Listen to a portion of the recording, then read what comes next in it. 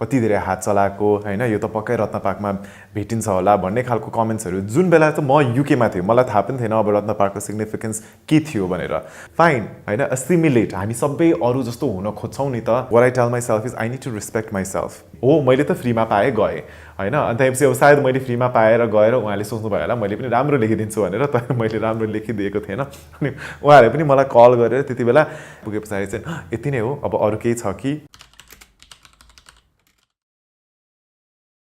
Negative इमोसन्ससँग कसरी deal गर्ने भन्दाखेरि चाहिँ मैले आफूलाई सोध्छु यो चाहिँ किन यसले चाहिँ मलाई यसरी नेगेटिभ इम्प्याक्ट पाइरहेछ यो इमोसनलाई मैले समय दिनु जरुरी छ कि छैन है नजिकको मान्छेबाट भएको कारणले यस्तो हो भने त्यसमा अब अलिकति मूल्याङ्कन गर्नु पर्यो तर मैले चिन्दै नचिनेको मान्छेबाट एउटा केही कुरा भएर चाहिँ यस्तो नेगेटिभ इमोसन फिल भयो भने मैले आफूलाई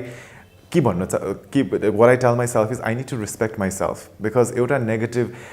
थिङ द्याट एउटा ऱ्यान्डम स्ट्रेन्जरले भनेकोले त it should not have that power त्यो त मैले उल्टै पावर दिए हो नि त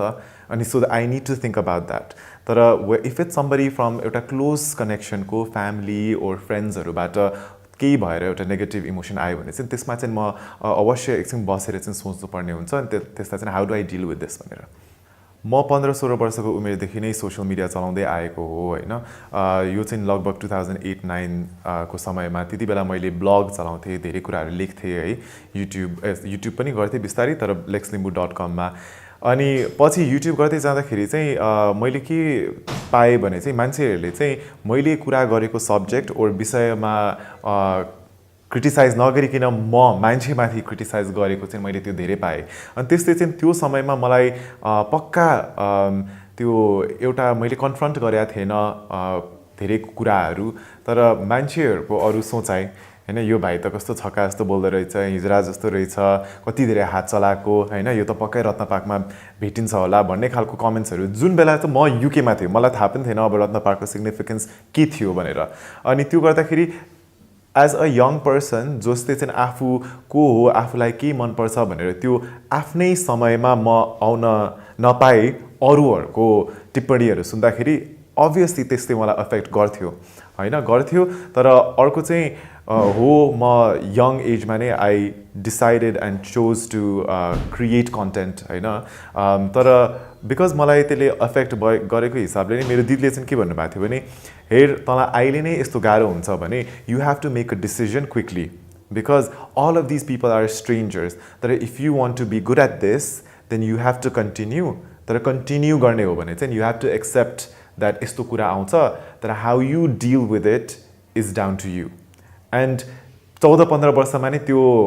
त्यस्तो खालको एउटा जिम्मेवार लिनु भनेको ठुलो कुरो हो हैन जुन चाहिँ अहिले पनि टाइम्स 10-100 फेस गरिरहेका छन् थुप्रै हाम्रै कम्युनिटीका साथीहरूले बट त्यो समयमा चाहिँ मलाई अलिकति गाह्रो नै भएको थियो डेफिनेटली आई थिङ्क तपाईँले फर्स्ट टाइम मलाई कसले यसरी सोधिरहेको छ किनभने कति पोइन्टमा चाहिँ just the LGBTIQ context or opening and coming आउटको कुरा सोध्नुहुन्छ तर त्योभन्दा गाह्रो भनेको युकेमा बस्दाखेरि पनि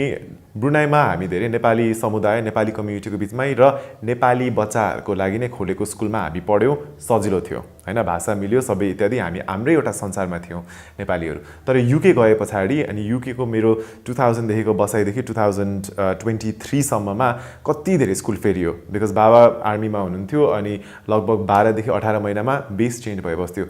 द बिगेस्ट स्ट्रेस वाज अब नयाँ स्कुल फेरि सुरु गर्नुपर्ने साथीहरू बनिन्छ कि बनिँदैन हैन मेरो इङ्ग्लिस कसरी अर्काले पर्सिभ गर्छ र अब मेरो इङ्ग्लिस उहाँहरूको जस्तो मिल्यो भने फाइन हैन एसिमिलेट हामी सबै अरू जस्तो हुन खोज्छौँ नि त स्पेसली हामी बच्चा हुँदाखेरि किनभने बच्चामा हुँदाखेरि त फरक हुनु भनेको नै आफूले आफूलाई आइसोलेट गर्नु भने जस्तो but at that age it's like okay fine मेरो इङ्ग्लिस राम्रो छ तिनीहरूले मलाई गिजाउँदैन तर म हेर्दाखेरि नै म फरक देख्छु म त्यो अरू केटाहरू जस्तो फुटबल खेल्दिनँ हैन so that was the biggest pain point as a child growing up for me but त्यही हो अब इट्स हार्ड किनभने अब बाउ आमालाई कम्प्लिटली ब्लेम पनि गर्नु मिल्दैन बिकज उहाँहरूको कामले नै त्यो के भन्छ स्थिति परिआयो है बट त्यही हो आई न्यू द्याट म एक्लै छैन किनभने स्पेसली आर्मी अथवा ब्रिटिस गोर्खा आर्मीको फ्यामिलीहरूमा चाहिँ सबैजनाको नै यो किसिमको एउटा जर्नी नै हुन्छ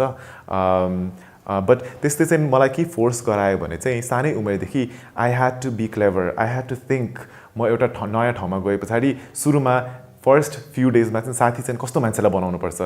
किनभने आफूले बनाएको साथी पनि एउटा प्रोटेक्सन हो नि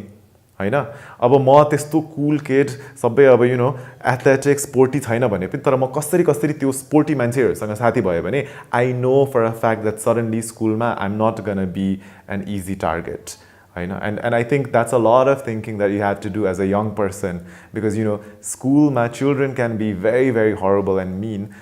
so you have to can navigate that. And plus you know bearing in mind हामी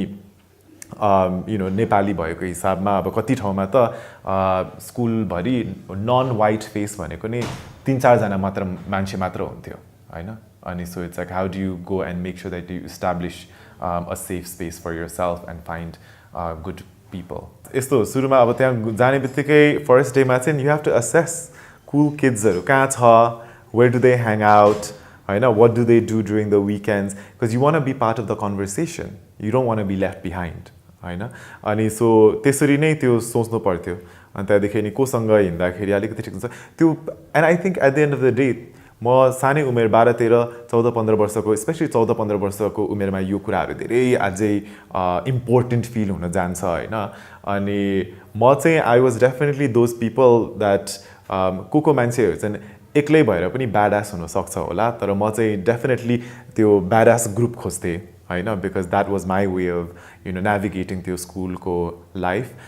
तर त्यसरी नै होला त्यो कुराहरूले चाहिँ मलाई मेरो प्रोफेसनल लाइफमा पनि मेरो एडल्ट हुँदै गए पछाडि पनि वेदर इट्स काम वेदर इट्स नेटवर्किङको हिसाबमा आई थिङ्क धेरै सहयोग गर्यो जस्तो लाग्यो। यो आइडेन्टिटी क्राइसिस ओर म को हो ओर म के गर्न चाहन्छु भनेको चाहिँ त्यो चाहिँ आई थिङ्क छिनछिनमा हुन्छ होला। कहिलेकाहीँ चाहिँ त्यही भएर पनि आफूलाई झन् एउटा ठाउँमा ल्याइदिन्छ to the person you want to be, to what you want to do. तर कहिलेकाहीँ चाहिँ आफूले सबै चाहेको चिज पाएर पनि केही छिन पछाडि त्यो क्राइसिस हुन्छ, किनभने यही मात्र हो, यति नै हो, मैले चाहेको र गर्नु खोजेको सबै गरेँ भ्यायो, अब अरू के भन्नेमा। सो आई थिङ्क त्यो चाहिँ हाम्रो चाहिँ त्यो एउटा एटलिस्ट मेरो पर्सेप्सनमा चाहिँ ह्युम्यानिटी ओर पर्सनको चाहिँ त्यो एउटा साइकल नै हो, because we always want more, we always try for better, whether it's like fulfilment कामले ओर पैसा ओर अरूलाई जुन हिसाबले हामीले खुसी दिन चाहन्छौँ नि। सो त्यो हिसाबले पनि देयर इज अलवेज द्याट किन एउटा पोइन्टमा चाहिँ ए मलाई गर्नु चाहेको त्यही हो, राम्रो ट्र्याकमा पुग्छ, त्यहाँ पुगे पछाडि चाहिँ यति नै हो, अब अरू केही छ कि होइन। अब यु नो मलाई अहिले त्यही भइरहेको छ, किनभने नेपाल आउनुभन्दा अगाडि मलाई लागेको थियो मैले चाहेको भविष्य सबै सपना यही हो, नेपाल आइपुग्यो, तर अहिले 2.5 वर्ष भयो, इट्स लाइक अब त आयो, अब के होइन, काम पनि गरेँ सबै ठिक छ, तर काम मात्र गरिराखेँ भने त अब बल्ल म अहिले 33 वर्ष छु, मैले बल्ल भन्छु because I still feel so young. अनि आई फिल लाइक मैले कति धेरै चिज स्टिल गर्न सक्छु। मलाई अघि लन्चमा भनेको थियो एकजना मान्छेको लङ लाइफ टर्म इलनेस भएछ होइन, अनि त्यस पछाडि उहाँ चाहिँ त्यो रिकभर भए पछाडि हि स्टार्टेड डिजेइङ। सो यस्तै 60s मिड 60s को एजमा यो मान्छे एउटा डिजे भयो। सो इन द्याट सेन्स सोच्यो भने त you know we just need good health, touchwood, लामो बेरसम्म बाँच्यो भने त there is so much that we can do. तर त्यसको लागि अभियसली कोही मान्छेको लागि त्यो सजिलोसित हुन्छ, कोही मान्छेको लागि चाहिँ the barriers are a lot more, त्यो चाहिँ हामी रेकग्नाइज गर्नुपर्छ। रिग्रेट त हुँदैन, रिग्रेट भएको भए त म गइसक्थेँ होला नि त होइन, किनभने केहीले पनि रोक्या छैन। तर रिग्रेट छैन मलाई जुन बेलामा, किनभने मलाई लाग्छ सबै कुरा ठिक समयमा गर्नुपर्छ र एउटा मान्छेलाई थाहा पनि हुनुपर्छ कुन समयमा हामी अब छोडिदिनुपर्छ भनेर होइन। No you have to know when to move away from something if something is not working भनेर। सो यु नो नेपाल जाने रहरले मात्र आएर पनि यहाँ केही नगरिकन पनि बस्नु त मिलेन नि त। सो मैले आफूलाई चाहिँ के भनेको थिएँ भने गएर 2 वर्ष 2.5 वर्षमा चाहिँ गएर असेस गरौँ के कस्तो हुन्छ, आफूले चाहेको लाइफ और आफूलाई most people want to feel productive, most people want to feel useful, तर लास्टमा 2.5 वर्षमा पनि आखिरमा केही भएन, मेरो समय वेस्ट भएको त्यो पोइन्टमा आए भने त okay you know what it's time to pack up and go back and do something भन्ने खालको त्यो मैले सोचेर नै आएको थिएँ। अब 2.5 वर्ष हुन आँट्यो अनि अहिलेसम्म मलाई लाग्छ मलाई फिल गर्छु कि that it's been very productive. जुन हिसाबमा मैले युकेमा पनि लाइफ राम्रै छ, तर जुन हिसाबमा युकेमा चाहिँ अब एउटा काम गरिन्छ अनि त्यो कामले नै धेरै समय लिन्छ है र त्यो सहरको बनावटले गरेर होला हाम्रो मान्छेको टाइम टेबल र लाइफस्टाइलले गरेर यस्तो सजिलोसित कति धेरै प्लानहरू मिलेर आउँदैन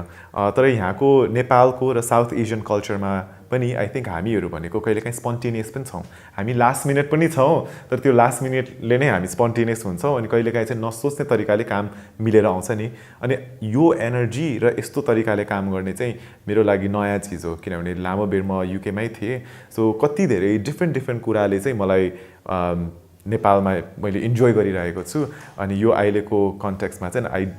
I don't think I'll be returning any time soon जुन समयमा मैले खास गरी तपाईँ मेरो युट्युबमा फर्केर जानुभयो भने 2008मा एउटा युट्युब भिडियो बनाएको थियो तर त्यो युट्युब भिडियोमा भ्युजहरू राम्रो आएन इङ्गेजमेन्ट आएन बिकज त्यो समयमा नेपाल मात्र होइन यो वर्ल्डभरि नै ब्यान्डविथ त्यति थिएन होइन युट्युबको एक्सेस र युट्युबको त्यो कल्चर नै भर्खर युट्युब सुरु भइरहेको थियो नि त खास गरी 2006देखि मात्रै अनि त्यस पछाडि मैले के फिल भयो भने नेपाली कन्टेन्टको बारेमा कुरा गर्ने हो भने चाहिँ त्यो समयमा स्टिल मान्छेहरू न्युज पेपर पढ्थ्यो ओर नेपालन्युज.com साइबर संसार फुर्सद.com ठिकठाक.comहरूमा जान्थ्यो माइसंसार.com अनि and then I thought okay video त होइन I have to go to written format अनि रिटन फर्मेटमा सो त्यो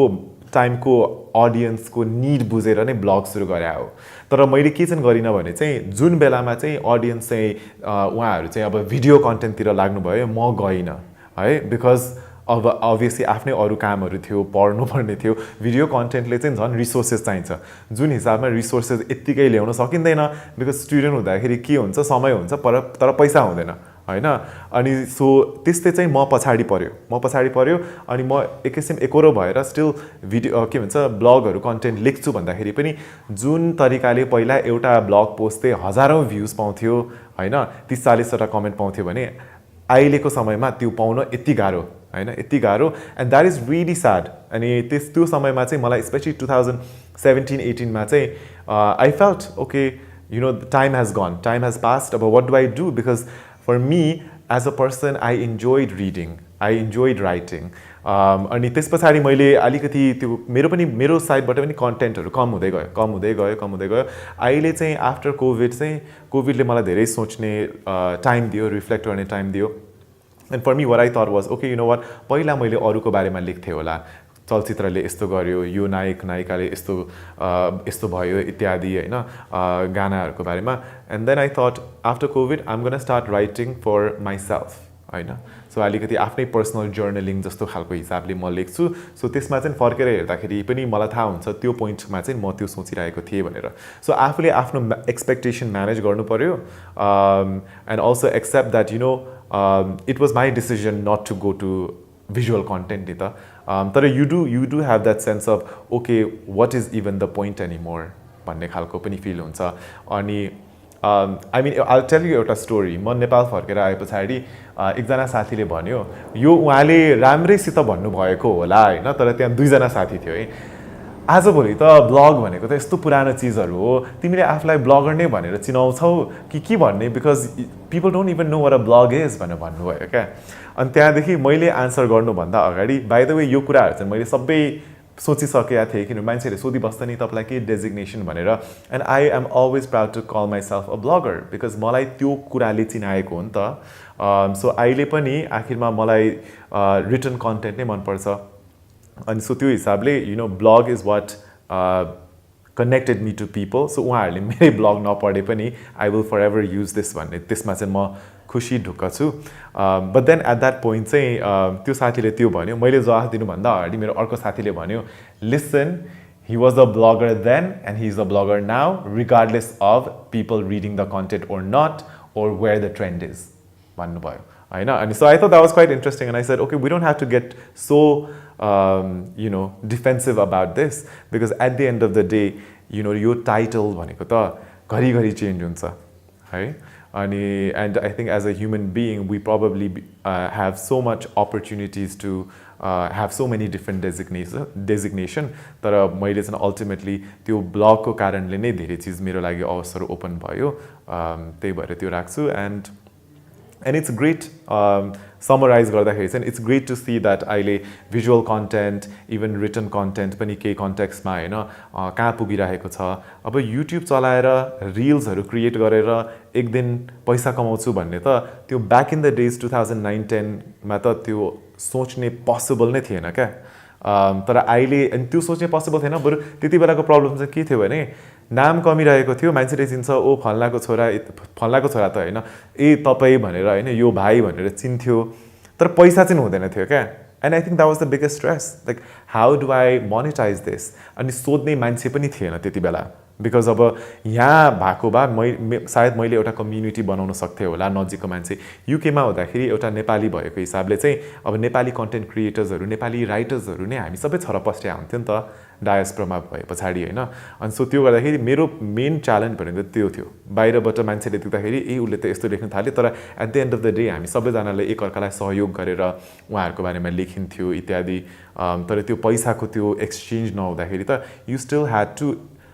गेट अ पार्ट टाइम जब होइन, विकेन्डमा काम गर्नु पऱ्यो, एन्ड देन आफू अब पढ्नु पनि पऱ्यो, and then you have this incredible thing that people are telling you होइन, तिम्रो ब्लगले त यस्तो यस्तो राम्रो गराएको छ होइन, हाम्रो मुभी पनि प्रमोट गरिदेऊ भन्ने। तर आई डोन्ट नो मेरो त्यति बेला त्यो इनिसिएटिभ भएन कि or I didn't have somebody to reach out to, but that was my biggest pain point. या आउँथ्यो मैले अघि भर्खर एकजना मान्छेसँग त्यही कुरा गरिरहेको थिएँ। मलाई त एउटा फिल्मको बारेमा मैले रिभ्यू लेखेको थिएँ होइन, अनि रिभ्यू लेख्दाखेरि सायद त्यसमा गल्ती त मेरो पनि हुनसक्छ होला, मैले अलिकति रुखो तरिकाले लेखेँ कि अलिकति ठाडो थियो कि है। अब आफ्नो उमेर पनि त्यति बेला यङै थियो। समटाइम्स हामीलाई थाहा हुँदैन हाम्रो शब्दहरूले कस्तो खालको इम्प्याक्ट पार्न सक्छ टु इभन फिल्म मेकर्सहरू। तर उहाँहरूको त फेरि अब लाइभलीहुडको पनि कुरा छ त्यहाँ है, पैसा कमाउने फिल्मको बारेमा। तर त्यो एउटा फिल्मको बारेमा रिभ्यू लेखे पछाडि मलाई उहाँहरूको प्रड्युसरको टिमहरू चाहिँ बाहिर विदेशमा हुनुहुन्थ्यो रहेछ। त्यति बेला म नेपालमै थिएँ छुट्टीको लागि आएको बेलामा।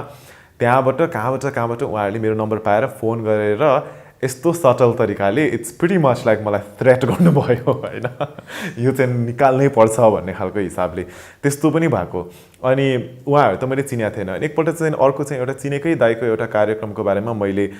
रिभ्यू लेखाएको थिएँ, किनभने मलाई लाग्छ पैसा तिरेको मान्छेले आएर त्यो कार्यक्रम त्यस्तो एक्सपिरियन्स अनुभव भयो भने त पक्कै पनि लाइक उहाँहरू बेखुसी हुनुहुन्थ्यो नै, किनभने मैले सुने हो मैले त फ्रीमा पाएँ गएँ होइन। अनि त्यसपछि अब सायद मैले फ्रीमा पाएर गएर उहाँले सोच्नुभयो होला मैले पनि राम्रो लेखिदिन्छु भनेर, तर मैले राम्रो लेखिदिएको थिएन। अनि उहाँहरूले पनि मलाई कल गरेर त्यति बेला भाइ तिमी कहाँ छौ, म अहिले नै तिमीलाई लिनु आउँछु, यो चाहिँ प्लिज निकाल्नै पर्यो भनेर। तर उहाँले चाहिँ धेरै राम्रोसित रिक्वेस्ट गर्नुभयो। त्यस्तो थुप्रै भयो। अब जो मान्छे मसँग बोल्नु सक्यो होइन, उहाँले चाहिँ त्यो डाइरेक्ट भन्नुहुन्थ्यो। अनि कतिले चाहिँ भित्रभित्र चाहिँ के पनि सोच्नुभयो भने उहाँले चाहिँ अन्तिममा के लेखिदिनुहुन्छ थाहा नै हुन्न, हिरोहरूलाई कस्तो तरिकाले हेर्छ थाहा हुँदैन, कहिलेकाहीँ खिसी गर्छ। सुरुमा अब अहिले पो आफू यो उमेरमा आएर अलिकति मेच्योर भयो है, but at that time I thought to comment, to ridicule, sometimes to talk about what he and she is wearing. I thought that was cool. I thought that is, and essentially त्यसले चाहिँ मलाई के सबसे सिकायो भने चाहिँ negative कुरा गर्यो भने चाहिँ झन् धेरै एटेन्सन पाइन्छ, नेगेटिभ कुरा गर्यो भने चाहिँ मेरो ब्लग झन् पपुलर हुन्थ्यो, कमेन्ट्सहरूमा झन् मान्छेहरूको लफडा हुन्थ्यो इत्यादि। अनि त्यसले के गर्छ मेरै कन्टेन्ट झन् चर्चित हुँदै जान्थ्यो। तर आफ्टर अ सर्टन पोइन्ट चाहिँ I just thought okay you know what, at the end of the day यस्तै त खासरी केही पनि पोजिटिभ कुरा गरिरहेको छैन नि त। And at the end of the day म पनि त्यही नेगेटिभिटीको शिकार भएर नै आएर मैले फेरि अर्को एउटा हिरो हिरोइनीको बारेमा होइन, उसले त यो कपडा लगाएछ, त्यहाँ मेरो एक दुईवटा सबै पोस्टहरू पनि छ, दुईवटा मोडल्सहरूले सेम कपडा लगायो भने को चाहिँ अझै राम्री देखिन्छन् भन्ने खालको टाइपको त्यस्तो कन्टेन्टहरू फिचरहरू सबै थियो। अनि यो सबै ओरिजिनल पनि होइन, बिकज वेस्टर्न ब्लग्सहरू त्यो समयमा हेरेको भए इभन हिन्दी सिनेमा सेन्टरको सो त्यस्तो खालको सेगमेन्ट्सहरू हुन्थ्यो क्या। अनि सो त्यसरी नै अब इन्सपायर्ड भएको हो, अनि मेरो ब्लगमा त्यो थियो। And yeah so it makes you think, so I'm sure मैले पनि त्यस्तो अलिकति गाली पाएँ होइन, थ्रेट पाएँ होइन, त्यो रिमुभ गरिहाल भनेर, तर मेरै कन्टेन्टले पनि कति मान्छेहरूलाई त्यो समयमा डेफिनेटली असर पार्यो नै होला। रियलाइज चाहिँ भयो या। मेरो बारेमा भन्दाखेरि चाहिँ अब आजभोलिको समयमा म धेरै कमेन्टहरू पढ्दिनँ अनि मलाई के पनि फिल हुन्छ भने मेरो कन्टेन्टहरू मैले जे क्रिएट गर्छु फोटो हो भिडियो हो या रिलहरू त्यो जहिले तहिले नयाँ मान्छेमा पुग्नुपर्छ जस्तो मलाई लाग्दैन मेरो अलरेडी अडियन्स जति छ त्यतिजनाले मात्रै हेऱ्यो भने पनि ठिक छ बिकज अहिले मलाई लाग्छ यो जुन अडियन्स चाहिँ उहाँले मलाई बुझ्नुहुन्छ उहाँहरू अलिकति मोर ओपन माइन्डेड उहाँहरू मोर एक्सेप्टिङ होइन इन्क्लुसिभ कम्युनिटी छ है सो त्यो एउटा डिजायर या हङ्गर छैन अब अझै लाखौँले अझै अनदर 50,000 मान्छेले हेरिदिएको भए कस्तो हुन्थ्यो होला भन्ने खालको त्यो छैन बिकज कहिलेकाहीँ स्मल इज ब्युटिफुल होइन अहिले चाहिँ हामी अब we go after big numbers तर खास गरी भन्नुपर्दाखेरि सोसियल मिडियाले त मलाई पालिरहेको छैन नि त सो त्यही कारणले म पनि किन यसमा यति साह्रो हङ्ग्री हुनु भन्ने मलाई फिल हुँदैन सो त्यो आई थिङ्क त्यो एक्सपेक्टेसन म्यानेज गर्नु पऱ्यो तर या कमेन्ट पनि म पढ्दिनँ अनि कमेन्ट आयो भने चाहिँ त्यो कमेन्ट पढ्दिनँ र कमेन्ट आयो भने चाहिँ मैले उहाँहरूको कमेन्टलाई जवाफ नै दिनुपर्छ भन्ने त्यो मेरोमा छैन होइन they are not entitled to have my response जस्तो लाग्छ र अर्को चाहिँ सोसियल मिडियामा चाहिँ नाउ मेरो आफ्नै यात्राले पनि मलाई अभियसली प्रष्ट देखायो नि त नेगेटिभिटी कुरामा जहिले पनि अटेन्सन हुन्छ पोजिटिभ कुरामा जहिले पनि थोरै चिज हुन्छ मान्छेले भित्रभित्र ताली पड्काउँला होइन अप्लज गर्ला तर आउटराइट जहिले तहिले मेसेजहरू नआउला अनि सो त्यस्तो कुरामा पोजिटिभ या नेगेटिभ प्रेज या कमेन्ट्सहरूमा त्यति साह्रो जोडिनु हुँदैन जस्ट द्याट आफू चाहिँ आफ्नो इन्टेन्सनमा क्लियर हुनु पऱ्यो मैले यो किन गरिरहेको छु यसले चाहिँ खास गरी मान्छेलाई कस्तो फिल होस् त्यसरी अगाडि बढ्ने हो र हामी चाहिँ अलमोस्ट मेरो ब्लगको यात्रामा पनि कुनै पोइन्टमा चाहिँ मैले अझै हाम्रो एलजिबिटिआइक्यू कम्युनिटीका इन्डिभिजुअल्सहरूलाई बिस्तारै प्रोफाइल गर्न थालेको थिएँ त्यो समयमा म आउट नभए पनि त्यो चाहिँ मेरो एउटा बाटो थियो कि हाम्रो कम्युनिटीलाई अब कसरी हाइलाइट गर्दै ल्याउने कसरी चाहिँ मान्छेहरूको नजरमा चाहिँ नर्मलाइज हामी त already we are who we are and that's completely normal for us तर जुन हिसाबले आउटसाइड अफ द कम्युनिटीका व्यक्तिहरूले धेरै देख्नुहुन्छ उहाँहरूले हामीलाई फरक देख्नुहुन्छ होइन अनि त्यो कसरी चाहिँ मैले बिस्तारै सेन्सिटाइज गर्दै ल्याउने भन्ने चाहिँ त्यसरी गर्दै आयो अनि सो अहिले पनि तपाईँको 200 फलोवर्स होस् या 2 लाख फलोवर्स होस् तपाईँले कसरी चाहिँ चाहिने चिज राम्रो